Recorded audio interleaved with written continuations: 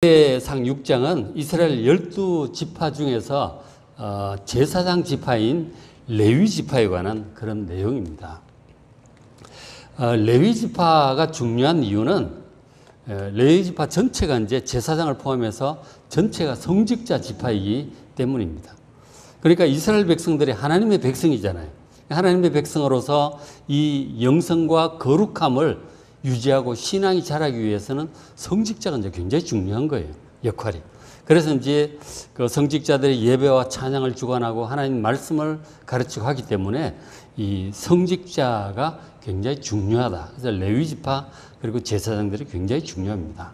그래서 오늘 이 말씀을 보면 좀 무슨 공부 같겠지만 그렇지만 이걸 알아두시면은 중요한 사람 이름들이 있어요. 그걸 알아두시면은 구약 성경을 읽으실 때 많은 도움이 되실 거예요. 많은 도움이 되고, 그리고 이제 요즘 시대의 성직자들 이해하는 데도 도움이 되실 것입니다. 자, 역대상 6장 1절 이렇게 시작을 하잖아요. 레위의 아들들은 게르손과 그핫과 므랄이다. 그렇게 시작을 해요. 그러니까 12지파, 그러니까 야곱의 12아들 중에 세 번째가 레위입니다. 그 레위가 아들 셋을 낳았는데 게르손, 그핫, 므랄이. 그핫을 고핫이라고도 하는데 어쨌든 세 사람 이름 굉장히 자주 나와요. 게르손. 그러니까 레위 지파가 이제 나눠서 일을 할 때 게르손 종족이 있고 그핫 종족이 있고 므랄이 종족이 있는 거예요. 그 중에서 이 둘째 아들 그핫이 가장 중요합니다. 왜냐하면 그핫 그 후손 중에서 아론 대제사장 지파가 나오는 것이거든요. 그핫이 중요하죠. 그 실제로 성막 그 광야에 짐을 옮길 때도 지성소와 성소의 짐을 옮기는 것은 이 그핫 자손이 이제 그 종족들이 하는 거예요. 어쨌든 게르손, 그핫, 므랄 따라해 보세요. 시작. 게르손, 그핫, 므랄이. 이 세 사람 이름이 중요해요. 자주 나옵니다. 그러니까 둘째 아들 그핫 보시면은 자, 그핫의 아들들은 아므람, 이스할, 헤브론, 우시엘 이렇게 나와요. 이 중에 첫째 아들 아므람이 중요합니다. 왜 중요한지 아세요? 아므람 그 아들들이 아론, 모세 그리고 미리암이에요. 아므람이 중요하죠. 그죠? 아므람. 그래서 3절에 이 아므람의 자녀는 아론과 모세와 미리암입니다. 그러니까 저 아므람이 레위의 손자인데 그 모세는 증손자가 되는 거죠. 그죠? 레위의 증손자가 되는 거예요. 아론 제일 형이고 모세 동생이고 미리암은 가장 그 위에 누나입니다. 이렇게. 그리고 이제 그렇게 되어 있어요. 먼저 이제 그 얘기를 조금 하면 그러니까 그 2절에 보시면 그핫의 아들 중에 아므람이 중요하다 그랬잖아요. 둘째 아들이 이스할인데 이스할 그 자손 중에 고라가 있어요. 고라가 있고 그 자손 쭉 내려가면은 사무엘이 나와요. 사무엘 선지자가 사사가 바로 이제 이 고핫 후손 중에 레위 지파인 것이죠. 그렇게 나옵니다. 그 다음 이제 아론 자녀 있잖아요. 3절 중간에 아론이 이제 1대 대제사장인데 그 아들 넷이 나답, 아비후, 엘라살, 이다말입니다. 그러니까 대제사장의 아들들은 이제 전부 제사장이 되는 거예요. 그 나답이든 엘라살의 그 후손들이 전부 제사장이 되는 거예요. 그러니까 제사장들이에요. 나답, 아비후, 엘라살, 이다말이 첫 이제 제사장들이죠. 그러니까 아버지 아론은 대제사장입니다. 그런데 이제 그 레위기 10장에 보면 어떤 내용이 나오느냐면은 저 나답과 아비후 제사장 둘이죠. 위에 제사장 둘 나답과 아비후가 성소에 이제 분향을 할 때 번제단 불이 아닌 다른 불을 가지고 막 했어요. 거룩한 불을 가지고 해야 되는데 다른 불을 가지고 하다가 하나님의 진노로 지성소에서 불이 나와가지고 그 자리에서 즉사합니다. 하나님께 가까이 나아가고 예배를 드릴 때 하나님 두려운 줄 모르고 멋대로 하다가는 죽을 수도 있다 하는 거죠. 그죠? 그래서 나답과 아비후 첫 제사장들이 그래서 죽어요. 그리고는 이제 그 둘이가 남잖아요. 엘르아살과 이다말이 남습니다. 그 대제사장의 계보는 이제 셋째 아들 엘르아살에게 이어지는 거죠. 나중에 이제 아론 대제사장이 죽고 엘르아살이 2대 대제사장이 되는 것이죠.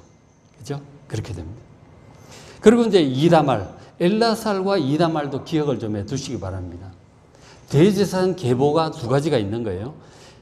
대제사장 중에 제사장 계보가 엘르아살 계열이 있고 이다말 계열이 있어요. 제사장이 이렇게 나누어져요. 따라해 보세요. 엘르아살, 이다말. 이 두 사람이 제사장의 양대 이제 축인 거죠. 그 엘르아살이 대제사장을 쭉 이어가요. 그쪽 계보가. 이다말이 있는데, 나중에 일단 그거부터 4절 보시면, 자, 이 엘르아살 제사장이 3대 대제사장이 되는데, 그리고 죽고 나서 그 아들 비나스가 4대 대제사장입니다. 그리고 그 아들 아비수아는 5대 대제사장이죠. 그러니까 지금 역대상 6장 4, 5, 6, 7, 8, 9 이런 것들은 전부 대제사장 계보입니다. 그죠? 대제사장 계보가 되는 겁니다. 그리고 이제 그 엘르아살이 대제사장 이어가는데 이다말 계열 제사장이 있죠. 이다말 계열 제사장 중에 유명한 사람이 누가 있느냐면 사무엘 그 어릴 때 했던 엘리 제사장이 있죠. 사사겸 제사장. 그 사람은 이다말 계열입니다. 그것을 이제 기억을 좀 해 주시면 성경을 읽을 때 사무엘 상하 이런 데 이제 헷갈리지 않고 도움이 돼요. 자, 한번 보시면 앞에 그림을 지금 잘 안 보이죠? 글자가 잘 안 보이실 텐데 나중에 유튜브에는 글자 좀 크게 해서 올려놓을 테니까 한번 보시기 바랍니다. 한번 보세요. 복습이에요. 야곱이 12아들을 낳는데 세 번째가 레위입니다. 그죠? 세 번째가 레위예요. 레위가 아들을 게르손, 고핫, 므라리를 낳아요. 그죠? 게르손이 1남, 고핫이 2남, 므라리 3남. 고핫이 이제 중요하다 그랬잖아요. 그 후손 중에 제사장 가문이 이제 나오는 거죠. 고핫 보는데 고핫이 아들이 아므람, 이스할, 헤브론, 우스엘 4명이 있잖아요. 제일 중요한 게 아므람 첫 아들이에요. 그래서 아므람의 아들이 딸은 미리암, 그다음 아론과 모세가 있어요. 그죠? 그리고 이제 아론의 후손이 이제 대제사장인데 나답 아비후가 잘못된 불을 들이다가 죽었다 그랬잖아요. 그럼 셋째, 넷째 엘르아살과 이다말이 있어요. 엘르아살이 대제사장을 쭉 이어갑니다. 엘르아살이 대제사장을 쭉 이어가요. 그리고 이제 이다말 계열 중에 나중에 뭐 엘리도 있고 그 아들 아히멜렉, 아비아달인데 그렇게 나오죠. 그렇죠? 자, 이 엘르아살과 이다말 이렇게 가요. 모세의 아들들도 있지만 모세의 아들들은 중요성이 좀 덜하죠. 그러니까 형님인 아론 대제사장의 자녀들이 전부 제사장이니까 중요하죠. 모세의 자녀들은 제사장 아니에요. 형님 가문인 아론 대제사장의 후손들 남자만 전부 제사장이 되는 거죠.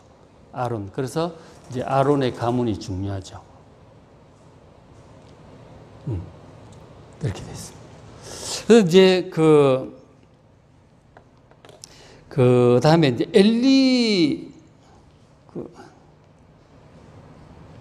보세요. 여기 이제 이다말 계열에서 나중에 엘리가 나오는데 엘리 중에 아히멜렉, 아비아달 그렇게 나오는데 이 이다말 계열 중에 아비아달이 나중에 다윗의 제사장이 돼요. 대제사장이 돼요. 그리고 여기 이제 엘르아살 계열의 대제사장 사독도 다윗의 대제사장이 돼요. 다윗 시대 대제사장의 2명입니다. 먼저 왔던 이 이다말 계열의 아비아달도 다윗의 대제사장. 그 다음에 이 엘르아살 계열의 사독도 다윗의 대제사장 2명이 돼요. 공동 11대 대제사장이 2명인데 그래도 이따가 어떤 일이 생기느냐면은 다윗이 이제 말년에 왕위를 솔로몬에게 이제 물려주려고 하는데 그때 이제 다른 그 솔로몬 형님이 있어서 누구죠? 솔로몬 형님 갑자기 이름이 기억이 안 나요. 아도니아 왕자가 있었는데 그 아도니아가 스스로 왕이 되겠다고 이제 반정을 일으킬 때 아비아달이 그 솔로몬 형님 편을 들어요. 그리고 사독은 동생 편을 들죠. 대제사장이 갈라진 거예요. 솔로몬이 왕이 됐잖아요. 왕이 되고 나서 그 아도니아 편을 들었던 그 아비아달 대제사장을 파면을 해버립니다. 그러니까 이쪽 이다말 계열 아비아달 대제사장을 파면을 해버려요. 그래서 이제 솔로몬 시대에 사독이 이제 유일한 대제사장이 되는 거죠. 그 사건을 좀 이해를 하시면 도움이 되실 거예요. 그래서 솔로몬 시대 때부터는 대제사장이 한 명이에요. 두 명일 때가 다윗이 이제 일대가 대제사장이 두 명이었다 하는 것이죠. 그거를 잘 기억을 해 두시면 좋겠습니다. 그 다음, 자, 6장 8절 보세요. 역대상 6장 8절 보면 이 아이두비 있고 사독이 나오죠. 다윗 시대에 두 제사장 중 한 명이죠. 사독이 있는데, 저 사독이 그러니까 이제 11대 이제 공동 제사장이었다가 나중에 단독이 되는 거죠. 사독이 11대 대제사장인데, 사독의 아들 아히마아스가 12대 대제사장이에요. 아히마아스가 어디에 나오느냐면, 사무엘 그 상에 보면 그 다윗의 아들 압살롬이 반역을 일으키죠. 반역을 일으켜요. 그러니까 압살롬이 반역을 일으킬 때, 그 아히마아스가 연락병 역할을 해요. 연락병 역할을 해서 다윗에게 왔다 갔다 해가지고 다윗이 붙잡히지 않고 무사히 이렇게 강 건너 도망갈 수 있도록 도왔던 인물이 아히마아스입니다. 역대 그 사무엘하 중간쯤 보면 나와요. 아히마아스. 그 사람이 결국 나중에 아버지 사독 죽고 12대 대제사장이 되는 거죠. 그리고 아히마아스가 죽고 그 다음에 아들 아사랴가 이제 13대 대제사장이 됩니다. 아사랴. 아사랴가 밑에 열왕기상 4장 1절 있죠. 열왕기상 4장 1절 보면 솔로몬 왕이 온 이스라엘의 왕이 되었고 그의 신하던 이러하니라. 그러면서 사독의 아들 아사랴가 제사장이다. 이 대제사장인 거죠. 그러니까 아히마아스의 아들 그 아사랴, 여기는 아사리아라고 되어 있죠. 동일 인물입니다. 솔로몬 시대에 오랫동안 대제사장을 하게 되었던 13대 대제사장인 것이죠. 이렇게 해서 쭉 내려가는 거예요. 아사리아. 이렇게. 한번 보세요. 성경 보시면 6장 10절에 아히마아스 아사랴를 낳고 아사랴는 요하난을 낳고 요하난이 또 아사랴를 낳았죠. 이제 같은 이제 동명이인인 거죠. 그죠? 15대가 되는 거죠. 15대가 이 아사랴는 솔로몬이 예루살렘 성전에서 제사장 직분을 행한 자다 하고 특별히 좀 더 강조하는 15대 대제사장. 뭐 무슨 이유인지 모르겠지만 좀 그렇게 하고 있습니다. 그렇게 하고 있고. 그 다음에 이제 하나 더 내려가서 보시면 13절에 살룸이 hil기야를 낳았다. 이 대제사장이에요.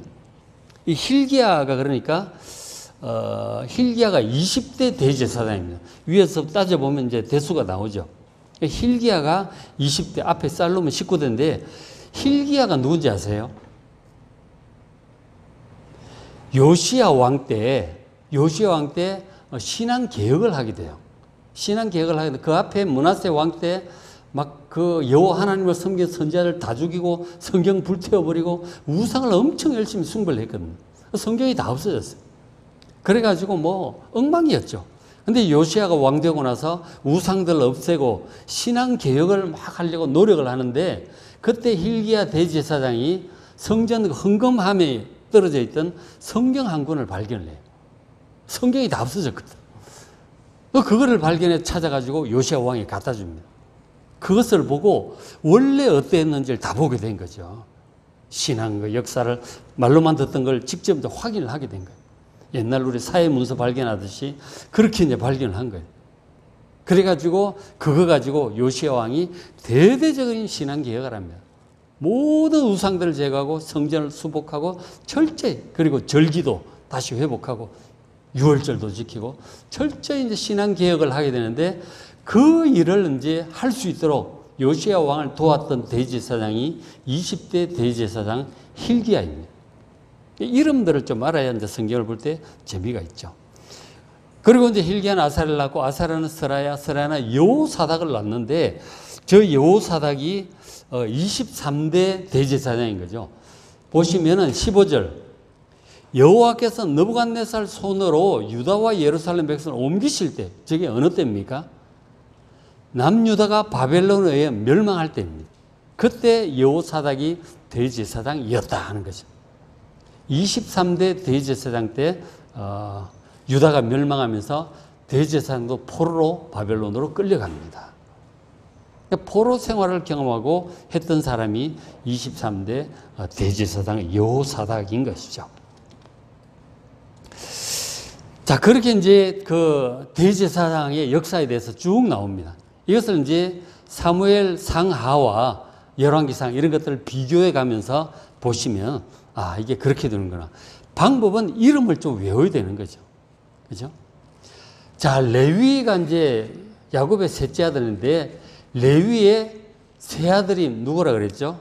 첫째가 게르손, 그핫, 므라리. 이 세 종족, 레위 지파의 세 종족이 중요하죠. 그리고 그핫 중에 이제 아들이 4명인가 있는데 제일 위에가 아므람이었죠. 아므람. 이 아므람이 아므람 자손들이 이제 모세, 아론 이런 사람들이잖아요. 그리고 그 후손 중에 아론 자손들은 전부 제사장. 그리고 이제 아론의 자손이 이제 4명이 있었는데 다 제사장이잖아요. 첫째, 둘째가 나답과 아비후. 잘못된 불을 들이다 불에 다 죽었어요. 그리고 제사장 2명이 남았어요. 누구? 엘르아살과 이다말. 엘르아살. 따라해 보세요. 엘르아살, 이다말. 2명이 대제사장이 제사장이 2명이 제사장 계열이 2명입니다. 엘르아살과 이다말. 엘르아살이 대제사장을 다 쭉 이어가는 것이죠. 이다말 중에는 이제 뭐 엘리라든가 뭐 나중에 뭐 아비아달, 사무엘, 사무엘은 아니구나. 이건 나와요. 자, 그 다음에 이제 이 족보가 한번 보십시오. 보시면은 자, 볼게요. 6장 25절 보시면은 엘가나가 나와요. 그 앞에도 엘가나가 있어요. 이거는 이제 고핫 후손 중에 그 아므람 동생 이스알의 자손들인데 엘가나가 여럿이 나와요. 6장 25절 엘가나의 아들들은 아마세와 아이못이다. 저 25절 엘가나는 엘가나 2세입니다. 엘가나 1세는 23절에 있어요. 23절에 그의 아들 엘가나 있죠. 엘가나 1세입니다. 25절에 엘가나는 엘가나 2세입니다. 엘가나의 아들들은 아마세, 아이못. 26절에 엘가나는 엘가나 3세입니다. 엘가나로 말하면 그 자들 이란이 소베 뭐 저거 내려가죠. 그러니까 쭉 내려가 27절 볼게요. 그의 아들은 엘가나의 아들은 엘리압이 있고 또 그 손자가 여로함이고 또 그 증손자가 엘가나가 또 나오죠. 그죠? 27절 끝에 있는 엘가나 4세입니다. 이 사람이 낳은 아들이 28절에 사무엘이에요. 그죠? 이 헷갈려요. 그냥 읽어보시면. 그죠? 그러니까 이 사무엘은 엘가나 4세의 이제 아들이 되는 거죠. 그 사무엘의 아들이 또 이제 나중에 맏아들 요엘이고 아비야고 이제 그렇게 나오는 거죠. 이걸 이제 좀 보셔야 되는 점. 근데 이제 그 사무엘상 1장에 보면 엘가나이가 사무엘의 아버지 엘가나 4세 있죠. 이 사람을 에브라임 사람이라고 얘기를 해요. 레위 지파잖아요. 그 왜 에브라임 사람을 한 줄 아세요? 이 레위 지파 사람들은 한 곳에 모여 살지 않고 전국으로 흩어져 살아요. 성직자 지파이기 때문에 사람들을 영적으로 지도하기 위해서 각 지역에 있는 도피성에도 살고 각각 흩어져 살고 있어요. 그래서 이 엘가나, 사무엘을 낳은 엘가나는 에브라임 지파 쪽에 살고 있었던 것이죠. 그쪽에서 살고 있던 레위인이라서 뭐 에브라임 사람 그렇게 이제 불렀던 것이죠. 자, 그리고 이제 그 사무엘도 이제 굉장히 중요한 인물이잖아요. 그래서 사무엘의 족보에 대해서도 이렇게 소개를 해주고 있습니다. 사무엘의 족보는 그핫 중에서 이제 아므람, 모세 그쪽 말고 그 옆에 이스라엘 후손이 이제 사무엘이 나온 것이죠. 어쨌든 레위 지파다. 그 다음에 이제 뭐가 나오냐면은 찬양 사역자가 나와요. 그 레위 지파가 찬양 사역자도 했어요. 그러니까 레위 지파가 한 일이 뭐냐면 제사장은 이제 제사와 예배를 인도하잖아요. 성소에 들어가는데 레위 지파는 제사장을 돕는 일을 했어요. 그 성소 안에 들어가서 뭐 양을 잡고 소를 잡고 태우고 할 때 제사장 혼자 다 할 수가 없잖아요. 그 옆에서 돕는 일을 하는 사람들이 성소 자체를 관리도 하고 그런 걸 이제 레위인들이 레위 지파 사람들 한 거예요. 우선 게르손 종족, 고핫 종족, 무라리 종족 분담을 했지만 어쨌든 다 해서 레위 지파 사람들이 성소 관리를 전체를 한 거죠.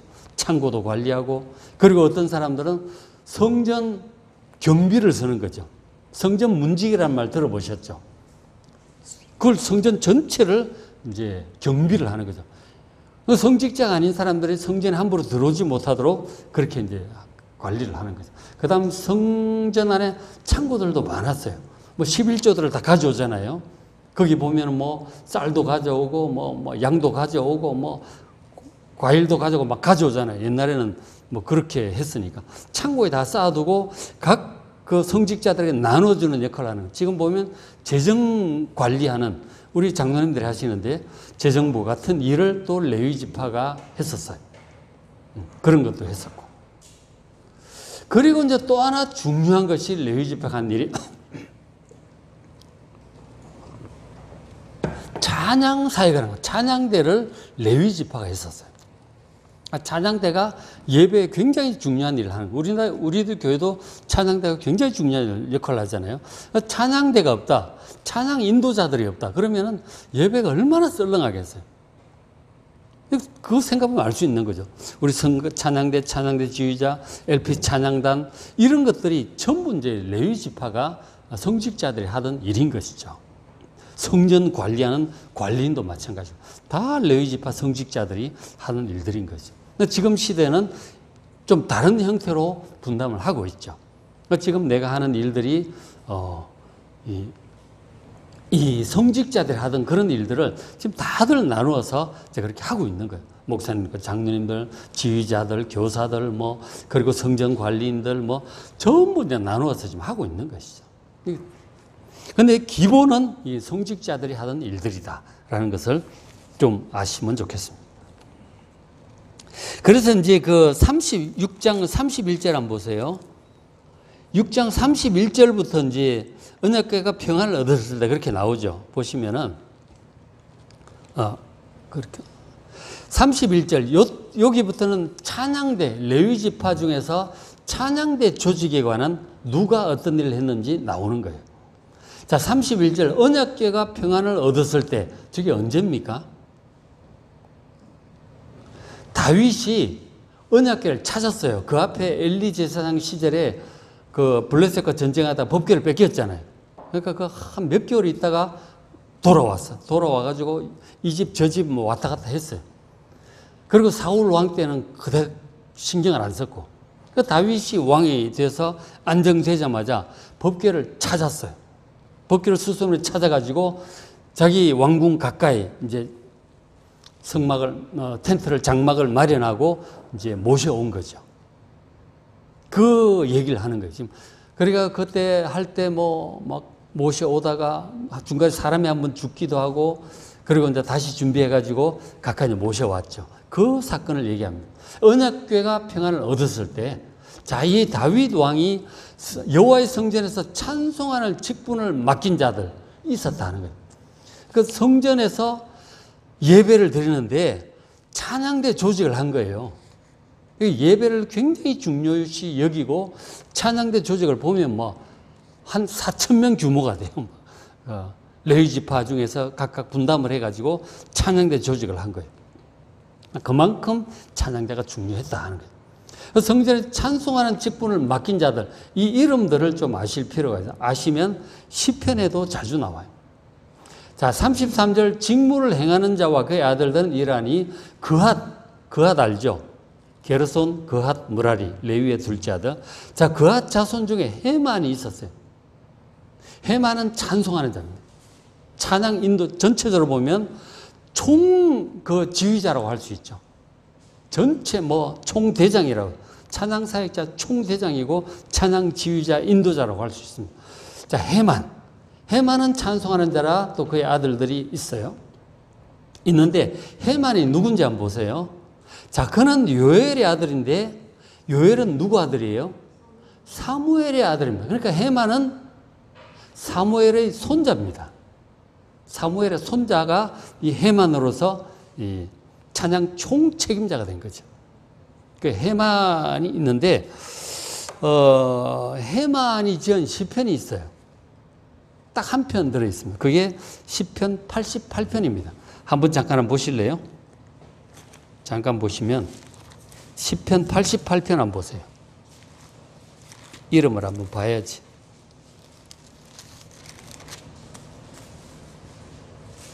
헤만죠? 자, 88편 보시면 고라 자손의 찬송시, 그 고라 자손인데 곧 에스라인 헤만의 마스길 이렇게 되어 있어요. 헤만 나오죠. 헤만이 지은 시편이 딱 한 편 있는데 굉장히 뭐랄까 이거 내용을 보면 중병이 들었어. 그때 이제 하나님께 찬송한 그런 내용이에요, 보면. 3절 보면 무릇 나의 영혼에 재난이 가득하고 내 생명 스올에 무덤에 가깝다. 그 중병 중에 하나님께 간절히 기도합니다. 그래서 결국 응답받고 낫게 되는 그런 경험을 헤만이 기록을 했어요. 총책임자였다 하는 거죠. 자, 그 다음 6장 39절 레벨 들어가면 헤만의 형제 아삽이라고 나와요. 저 형제라고 하는 것은 뒤에 보면 나오겠지만 이 아삽은 친형제라는 뜻은 아니에요. 같은 이스라엘 동족으로서 신앙의 형제다 이런 뜻이에요. 우리 그리스도인 형제 그러잖아요. 그 이유는 이제 있어요. 보면은 43절 끝에 게르손 계열이기 때문에 그래요. 그러니까 헤만은 그렇지 고핫 계열이잖아요. 그 위에. 그러나 이 아삽은 게르손 계열이기 때문에 전혀 이제 가까운 친척은 아닌 거죠. 그러니까 신앙의 형제라는 그런 뜻입니다. 그래서 이 헤만의 형제인 그러니까 같은 동급으로 그 찬양대 지휘자가 세 사람이 있는 거죠. 리더가 세 사람이 중앙이 있고 그 다음에 이제 그 사람의 그 오른팔이라고 할 수 있는 사람인 거죠. 아삽은 헤만의 오른쪽에서 직무를 행합니다. 그러니까 직무를 행하는 사람인데 그래서 이제 그는 베렉의 아들이고 시므의 아들이고 쭉쭉 내려가서 게르손 계열임을 이제 알 수가 있죠. 그 아삽 이름은 좀 많이 들어보지 않으셨어요? 아삽이 지은 시편이 많아요. 12편이나 있습니다. 좀 찾아보겠습니다. 73편 한번 보세요. 73편. 시편 73편 한번 찾아보세요. 자, 73편 보면 아삽의 시 나오죠.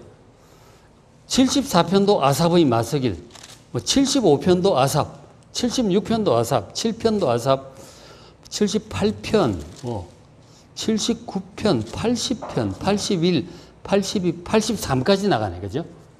상당히 많아요. 아삽, 그 앞에 50편도 있고, 그런데, 어쨌든 이 아삽의 시편이 있습니다.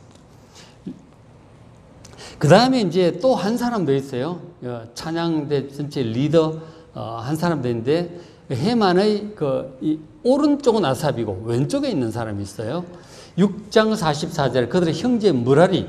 그러니까 지금 그의 왼쪽에서 직무를 행하는 자가 에단이 있어요. 에단. 그러니까, 찬양대 리더가 세 사람인 거죠. 중앙이 헤만이고, 오른쪽이 아삽이고, 그 왼쪽이 에단이에요. 에단은 므라리 계열입니다. 그러니까 보니까 하나는 고핫 계열, 하나는 게르손 계열, 하나는 므라리 계열이죠. 각 계열에서 한 사람씩 나온 거예요. 나와가지고 찬양 리더들을 하게 되었어요. 그런데 이제 에단에 이제 별명이 있어요. 그 뒤에 이제 역대상 15장 이런 데하고 비교를 해보면 에단을 여두둔이라고 그래요. 여두둔 들어보셨죠? 여두둔에 맞춘 노래 뭐 이런 시편에 나오잖아요. 그러니까 에단의 다른 이름이 여두둔입니다. 여두둔 그렇게 돼 있습니다.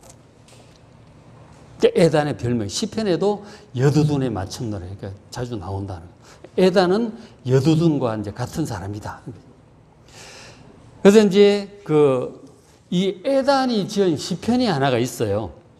에단이 지은 시편이 있는데 89편 한번 보세요.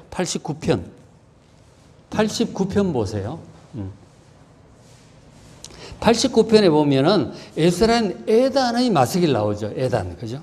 에단이 있고, 그리고 시편에 보면 여두둔이라고 하는 단어가 굉장히 자주 나온다는 거죠. 바로 이제 이 사람들이 그 찬양 인도자들, 대표적인 다윗 시대에 세웠던 찬양 인도자들. 그 찬양이 완전히 제대로 조직화되는 그런 시대였던 것이죠. 그래서 이제 조금 역대상 한 구절 더 보시면, 자, 여기까지만 볼게요. 역대상 15장 19절, 15장 가서 보면 노래하는 자 헤만과 아삽과 에단이 나와요. 찬양도 굉장히 잘했던 것 같아요. 그러면서 놋재금을 크게 치는 자요. 재금이 뭔 줄 아세요? 재금. 심벌지 있죠. 촤 하는 거 있죠. 이거는 이제 찬양 리더들이 어떤 중요한 타이밍에 하는 거예요. 그죠? 찬양 리더. 놋재금 치고 노래하는 아주 음악성이 뛰어난 헤만, 아삽, 에단. 이 사람들이 찬양 인도자를 하는 것이죠.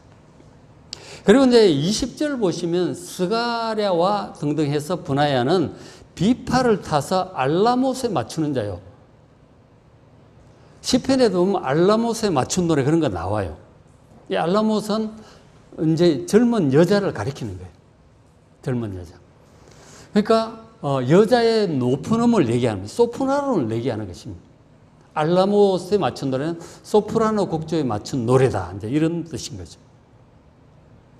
그 시편에도 나오죠. 그 다음 21절 보면 마따디아와 아사시아는 수금을 타서 8째 음에 맞추어 인도하는 자다 하는 거예요. 8째 음. 자, 저거는 뭐냐면 비파를 이제 수금 8째 음은 가장 낮은 음입니다. 그러니까 남자의 저음을 얘기하는 거예요. 베이스라고 할 수 있겠죠. 베이스 곡조에 맞춘 그런 맞춰서 인도하는 사람이 그런 사람이 있었던 거죠. 그러니까 저기 보면 시편과 관련해서 제가 말씀을 드리는 것이죠. 그러니까 알라못은 여성 소프라노가 되는 것이고 8째 음은 남성 낮은 음, 베이스에 해당하는 것이다. 그렇게 말씀드릴 수 있겠습니다. 8째 음이라고 하는 저 히브리어가 스미닛. 옛날 우리 개혁성에 스미닛에 맞춘 노래 그런 시편들이 있었어요. 그런데 지금 이제 성경 개정하면서 스미닛이라는 단어가 이제 사라지고 뭐라고 해놨느냐면 한번 보세요. 시편 6편 한번 찾아보세요. 6편에 시편 6편.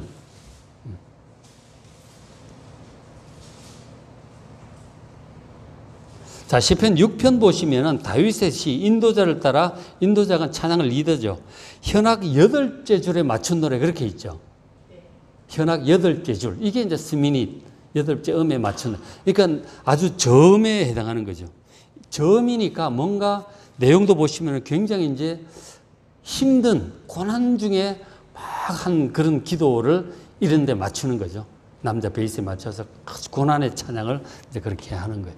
12편도 이제 그래요. 12편도 8개 줄에 맞춘 노래 그렇게 되어 있습니다. 이런 것들이 이제 단어 뜻과 이런 걸 좀 알면 시편과 관련해서 이제 우리 좀 볼 수 있는 거죠. 레위 지파가 하던 중요한 사역 중에 찬양 사역에 관해서 이렇게 찬양 사역자들 이름들을 이렇게 쭉 하고 있습니다. 헤만, 아삽, 에단, 여두둔 이런 이름들도 좀 잘 기억해 두시면 시편 보실 때 이 사람하고 이제 아주 잘 이해가 되실 거예요. 자, 마무리를 하겠습니다.